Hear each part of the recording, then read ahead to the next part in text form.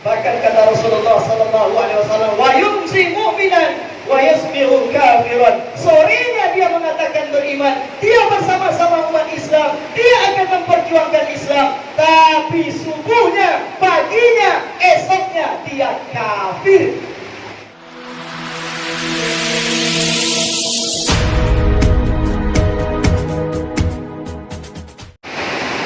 Maka saat itu para sahabat bertanya kepada Rasulullah, "Oh ilmu wa biqillati nahnu yawma idzin."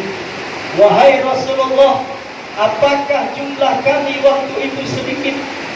Apakah jumlah kami waktu itu minoritas? Maka Rasul menjawab, "Qala bal antum yawma idzin katsir." Tidak, kata Rasulullah, jumlah kamu sangat banyak, bahkan kamu adalah mayoritas. Lalu Rasul menjawab, melanjutkan kepada para sahabat, walakinnakum ghusaa'un ka ghusaa'is sayl. Tapi banyaknya kamu itu, kata Rasulullah sallallahu alaihi wasallam, ta'ubahnya seperti buih yang ada di aliran air yang sangat deras. Kamu ta'ubahnya seperti buih yang ada di tengah lautan. Kelihatannya kamu begitu banyak, tapi kamu begitu rapuh, tidak punya kekuatan, tidak punya daya, tidak punya upaya, mudah dipecah belah, mudah diadu domba. Lalu Rasul katakan selanjutnya, kata Rasulullah sallallahu alaihi wasallam, wa la yanza'anna Allahu min suduri aduwwakumul mahabati minkum.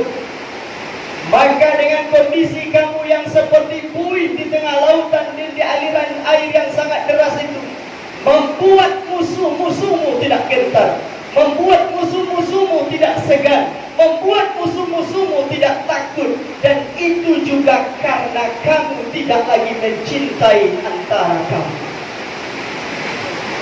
Lalu Rasulullah SAW katakan, wala yaghzifanallahu fi qulubikumul wahna. Karena di sebahagian besar di antara kamu itu nanti, kata Rasulullah sallallahu alaihi wasallam, sudah dihinggapi oleh penyakit wahan. Faqala, lalu bertanya para sahabat, qailun ya Rasulullah, wa mal wahnu? Kabarkan kepada kami ya Rasulullah, beritahu kepada kami ya Rasulullah, apa itu wahan? Apa itu penyakit wahan itu ya Rasulullah? Qala, menjawab Rasulullah, hubbud dunya wa karahiyatul maut, yaitunya terlalu cinta dunia dan takut akan kematian. Sidang jemaah Jumat yang dimuliakan Allah Subhanahu wa taala, mudah-mudahan yang dibayangkan oleh Rasulullah dalam hadis ini bukan umat Islam yang ada di negeri tercinta Indonesia. Karena Rasul katakan satu ketika nanti kamu ta'ubahnya seperti hidangan yang ada di atas meja, yang akan diombang-ambing, yang akan diporak-porandakan, yang akan dipermainkan oleh orang lain. Itu disebabkan karena kamu tidak punya daya, tidak punya kekuatan. Kamu banyak tapi seperti buih yang ada di tengah lautan, yang mudah dipecah belah, yang mudah diombang-ambing, yang mudah diadu domba, yang mudah difitnah. Maka apa penyebabnya, kata Rasulullah? Di antaranya karena hubbud dunya. Telah terlalu banyaknya orang-orang yang mengaku beriman ini cinta akan dunia, akhirnya matanya gelap, artinya hatinya gelap, akhirnya rasa cintanya terhadap Islam dan terhadap Allah dan Rasulnya menjadi punah karena cinta dunia ini. Bahkan kata Rasulullah SAW dalam hadis yang kita bacakan tadi, yang diriwayatkan oleh Imam Muslim, badirul bil a'mali fitana. Wahai manusia, bersegeralah kalian untuk melakukan kebaikan, amal-amal kebaikan, karena akan muncul yang namanya fitnah-fitnah. Akan banyaknya ujian-ujian terhadap keimanan kamu, apalagi persoalan dunia ini.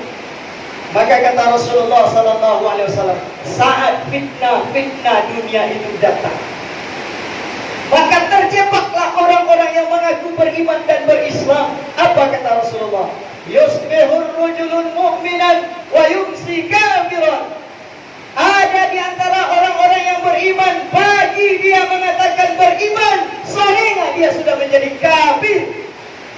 Bahkan kata Rasulullah sallallahu alaihi wasallam, "Wa yumsi mu'minan wa yasbihu kafiran." Sorenya dia mengatakan beriman, dia bersama-sama umat Islam, dia akan memperjuangkan Islam, tapi subuhnya, paginya, esoknya dia kafir. Lalu yang luar biasa lagi Bapak dan Saudara yang dimuliakan Allah. Apa kata Allah? Yabi'u dinahu bi'aradin minad dunya. Dia jual agama ini, dia gadaikan Islam ini, dia gadaikan intan paling mahal, mutiara paling berharga di hatinya untuk persoalan dunia yang sesaat ini. Inilah yang namanya para munafik. Ini musuh yang sesungguhnya tidak nyata, tapi dia benar-benar nyata merubah Islam dari dalam. Dia tidak nyata, tapi dia merupakan perusak Islam yang nyata. Inilah yang diingatkan oleh Allah Subhanahu wa taala di dalam surat Al-Baqarah. Di antaranya di penghujung Allah menguraikan orang-orang munafik itu di ayat 14. Apa kata Allah Subhanahu wa taala? Apakah ini benar sudah terjadi di negeri kita? Wa idza laqul ladzina amanu qalu amanna.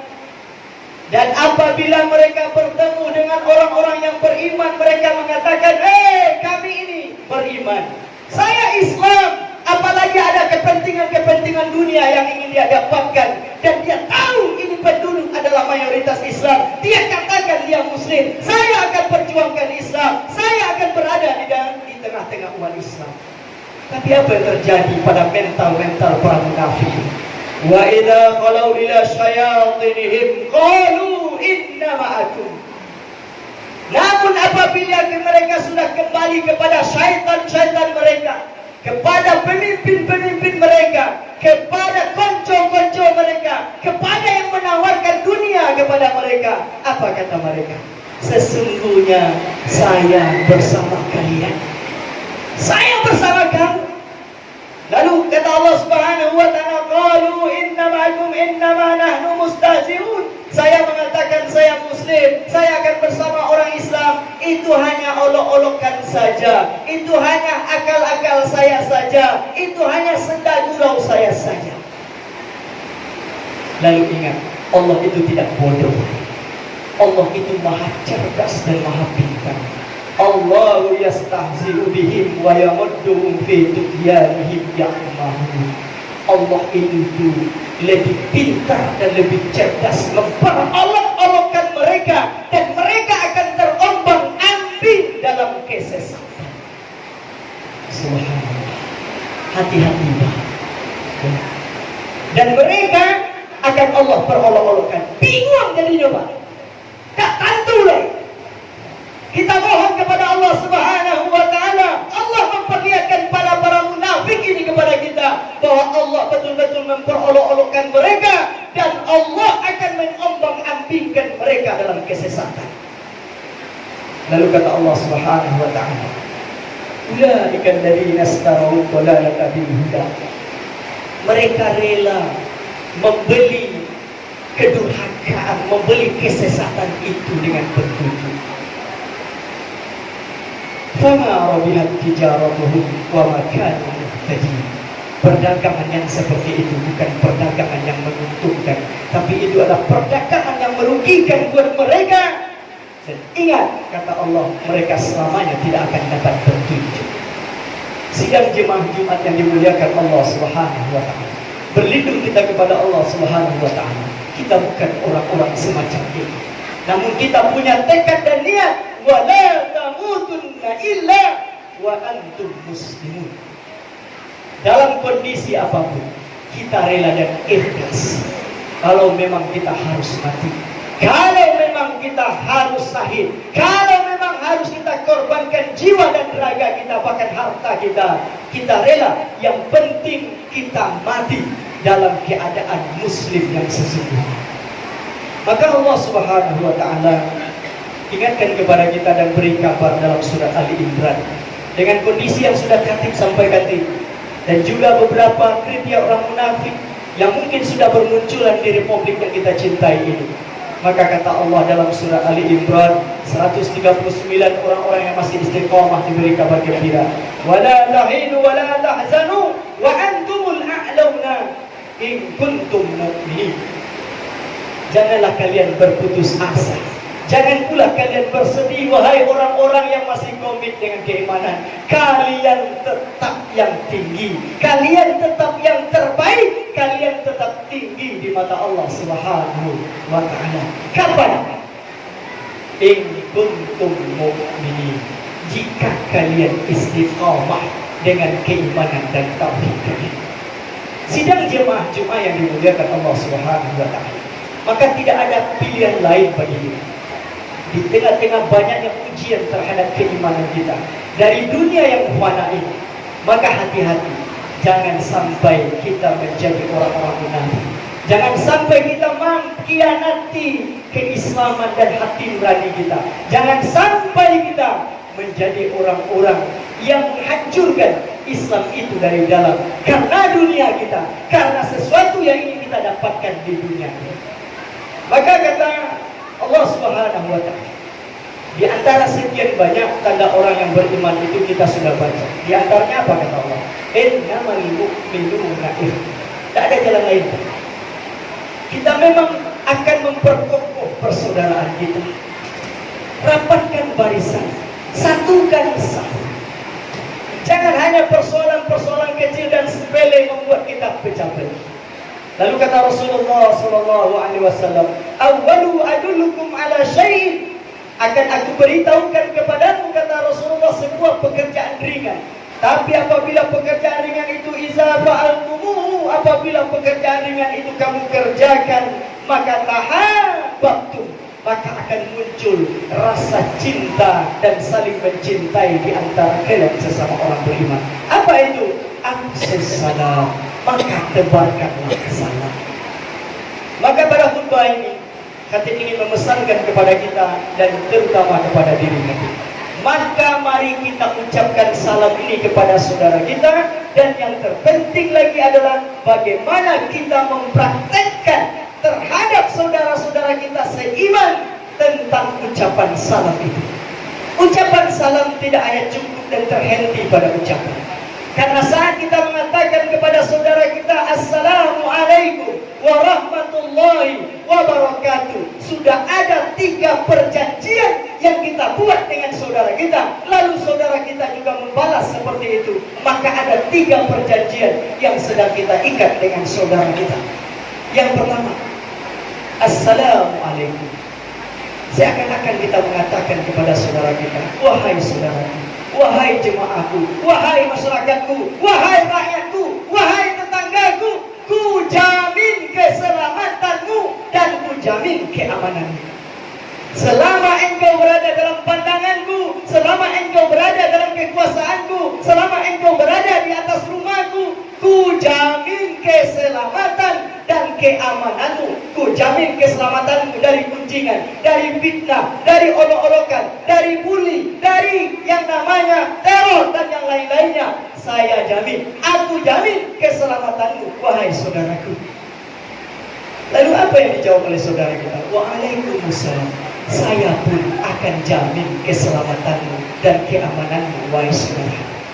Kalau ini terjadi pada diri umat Islam, umat Islam kembali akan menjadi kuntum khairan ummah, akan menjadi umat yang terkuat, akan menjadi umat yang akan disegani, akan menjadi umat yang kokoh, yang tidak akan seperti buih di tengah lautan, tapi dia akan seperti karang yang ada di tengah lautan. Tapi yang terpenting, bagaimana kita merasakan rasa cinta terhadap saudara kita dengan kita menjamin keamanan mereka, menjamin keselamatan mereka. Kalau kita adalah kepala keluarga, kita jamin itu keselamatan pada anggota keluarga kita. Kalau kita diberi sedikit kekuasaan, kita jamin itu keamanan dan keselamatan saudara kita di bawah kekuasaan kita. Ini yang jarang terjadi. Salam diucapkan juga kepada saudara kita. Para petinggi-petinggi kita banyak juga yang mengucapkan salam kepada kita. Tapi sayang seribu sayang, banyak yang tidak memberikan jaminan keamanan kepada kita. Nah, sidang jemaah-jemaah yang dimuliakan Allah Subhanahu wa taala. Kalau di antara kita umat Islam saling menjaga keamanan, memberi kenyamanan, keselamatan kepada saudara kita, siapa lagi yang siap untuk mengganggu kita? Gak ada. Karena kita saling menjaga keamanan saudara kita. Lalu kita katakan wa rahmatullah. Kita akan menyayangi mereka. Kita akan mencintai mereka, kita akan memaafkan mereka, kita akan membantu mereka dalam kesulitan, kita akan memberikan solusi dalam setiap permasalahan yang mereka hadapi jika kita mampu dan sanggup sesuai dengan kemampuan yang Allah berikan kepada kita. Sayang kita kepada mereka. Lalu nanti baru akan Allah turunkan yang namanya barakah di atas dunia ini, di tengah-tengah hidup kita umat Islam ini. Kalau kita sudah saling menjamin keamanan, saling menjamin keselamatan, dan kita berikan yang maaf, kita berikan jalan keluar, kita jadi perhatian kepada saudara-saudara kita, maka saat itulah umat Islam akan menjadi kokoh. Di sanalah peranannya ukhuwah, jamaah. Tak mungkin pekerjaan berat ini akan kita kerjakan sendiri-sendiri, satu kelompok saja, tapi mesti umat bersatu untuk melawan kezaliman, untuk melawan kemungkaran, untuk mendakwahkan amar ma'ruf nahi munkar.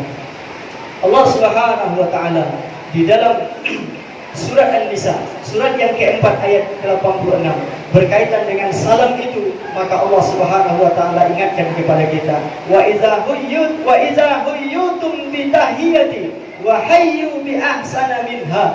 Apabila kamu diberi kata penghormatan, yaitu kata salam, maka balaslah salam itu dengan lebih baik. Artinya apa? Keamanan yang diberi oleh saudara kita, kita mesti berusaha memberi keamanan yang lebih baik kepada saudara kita, memberi kenyamanan yang lebih baik kepada saudara kita. Kalau kita dibantu oleh saudara kita, kita mesti memberi bantuan yang lebih baik kepada saudara kita. Kalau sudah itu tekad kita, dan insya Allah persaudaraan kita akan kokoh. Namun kalau itu tidak sanggup kita lakukan, kata Allah, awrudduha, maka balaslah dengan yang seimbang, maka balaslah dengan yang setimpal. Sidang jemaah-jemaah yang dimuliakan Allah Subhanahu wa taala. Mudah-mudahan khutbah kita yang pendek ini, hadis, sekali lagi khatib sampaikan, hadis yang disampaikan oleh Rasulullah SAW yang diriwayatkan oleh Abu Daud ini bukan yang diceritakan dan dibayangkan, dan tidak akan terjadi di republik yang kita cintai ini. Karena Islam adalah umat mayoritas. Mari kita perkokoh persaudaraan kita dengan ukhuwah yang dilandasi dengan cinta, ikhlas dan iman kepada Allah Subhanahu wa taala, agar umat negeri ini semakin ke depannya semakin baik. Fa'tabiru ya ulil albab la'allakum turhamun.